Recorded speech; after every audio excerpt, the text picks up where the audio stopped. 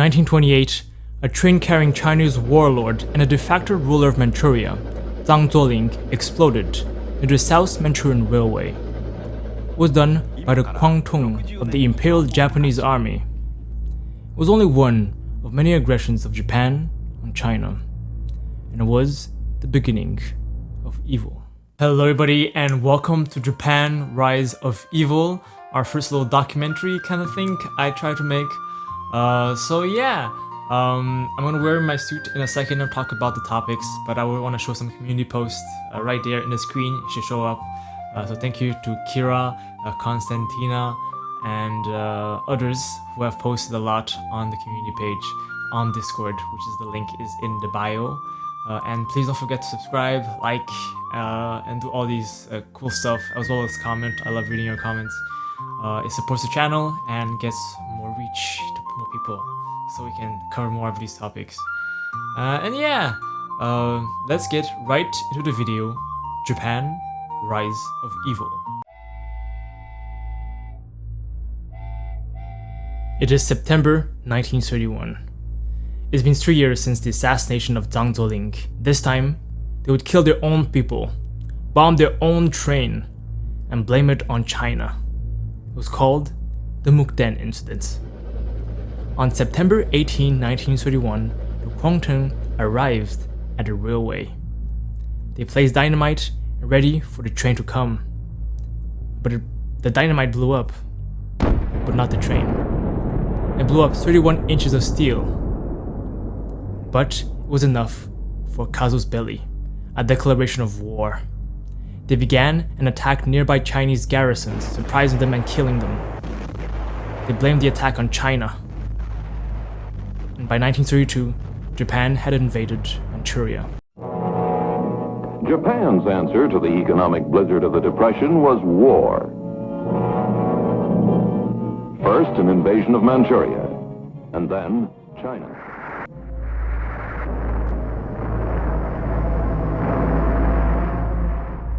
On August 26 of 1940, a plague-laden Unit 731 plane flied over Ningbo. On that day, it was a busy street, Kaimingjie Street, and yellow smoke flowed from the sky. The villagers believe it was food, and they were right. There was food, barley on the ground, and some ate it. Some didn't believe it, but it didn't matter. It was death anyways. The next day, people coughed, suffered, had high fever, dysentery. This was no barley or wheat. This was a biological attack. These fleas were ridden with fleas, carrying the black plague, cholera, yellow fever, and all kinds of illnesses and viruses. It was deadly, and the authorities blocked off the entire Kaimingjie Street using 4-foot quarantine blocks, and they were forced to stay inside to die. But after multiple days, people were still suffering, still dying. So the authorities ended their suffering quicker. They burned down the entire street, killed everyone, and ended the pandemic. It was necessary, they believed. But was it victory? It was not. This was one of multiple biological attacks by the Japanese army between 1940 and 1945. And the Japanese would not only wage biological warfare, but also traditional warfare, and killing all civilians after they conquered a city, or most. Like the Nanking Massacre, where they killed and massacred civilians and raped the women. Between 1936 and 1945, 35 million Chinese would die. 14 million were civilians.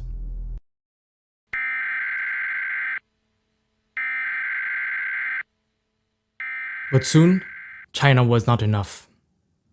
All of Singapore, all of Malaya, Indochina, and the Philippines were up for Japan's taking. To them, they were liberating Asia from the colonizers. And to them, they were forming a great new world order in Asia, the Greater East Asia Co-Prosperity Sphere.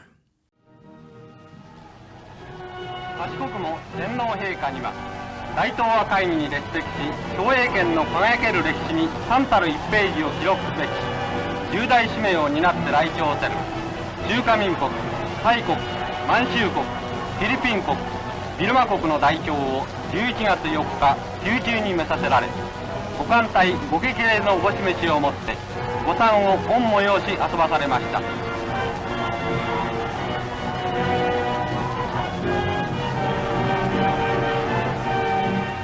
And by February of 1942, they had arrived to liberate Singapore from the British. In just 7 days, the British lost. Under General Tomoyoki Yamashita, they established a new regime. A new regime was to execute as many Chinese as possible that they believed were possible insurgents in Singapore. And to really grab Singapore, you had to kill the Chinese. And their method was arbitrary execution. They set up screening centers, and they would arbitrarily kill Chinese. Sometimes, if you chose the wrong lane, you'd be chosen for execution. But if you chose the right lane, you would be spared and allowed to live. And the unfortunate man, one of the unfortunate men of the incidents, was Hu Yao. He was a Chinese director, and he filmed multiple movies in China. And in his movies, he often portrayed Japanese in a very negative light. He encouraged Chinese unity. His last movie, Storm Over the Pacific, told the story of the Americans coming in and destroying Japan and saving China. But he would never get to see this timeline. In February of 1942, he would be grabbed from his home and sent to the screening process. He would be screened as a possible insurgent and sent into a van. He was forced to look at the sea, on his knees. And the Japanese soldiers pulled out a gun and shot him in the head. His body disposed of by the sea. He was one of many Singaporeans. Over 50,000 Singaporeans were executed by the Japanese government in only a couple of days. It was brutal and deadly.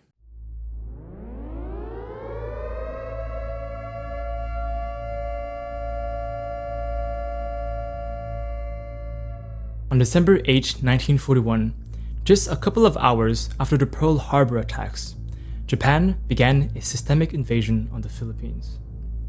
The soldiers were not ready, and Japanese planes surrounded the island, and all the soldiers were forced to retreat on the Bataan Peninsula. Over 130,000 men forced and entrenched in their fortifications, waiting for reinforcements. But by January of 1942, there was no reinforcements. They were cut off from the world. And by April of 1942, they had no more food, sick, and were starving to death. They surrendered. 76,000 men surrendered to the Imperial Japanese Army, waiting for their fate. And their fate was death. These soldiers were rounded up and were moved to a camp called Camp Campras, 66 miles from where they were. But it was far and hot in the jungles of the Philippines. But their first destination, the San Fernando train station. When they marched, it was deadly. Soldiers would bayonet them for fun, and if you fail, they would kill you, even if you just tripped by accident. If you're tired, showed exhaustion, they would kill you. If you complained, they would kill you. If you asked for water, they would kill you. And when they arrived at San Fernando station, they were packed like sardines, standing upright. The doors closed, hot, and they did their needs, standing up, and slept upside up. It was cruel, gruesome. And arriving to Camp Campras, it was worse. The food was filled with flies. The heat was deadly. Barely enough food. It was death all again. It was hell. But all evil must come to an end. The desert of Los Alamos, Dr. Oppenheimer, also known as Dr. Death, developed a nuclear bomb. The United States were ready to launch the most devastating attack on Japan to force its surrender. Germany had already surrendered, but Japan refused to surrender. And under the Quebec Accords, they had to get the approval of the United Kingdom to attack. And they asked, and they approved. And between August 6 and August 9 of 1945, they launched 2 thermonuclear bombs on 2 major cities in Japan.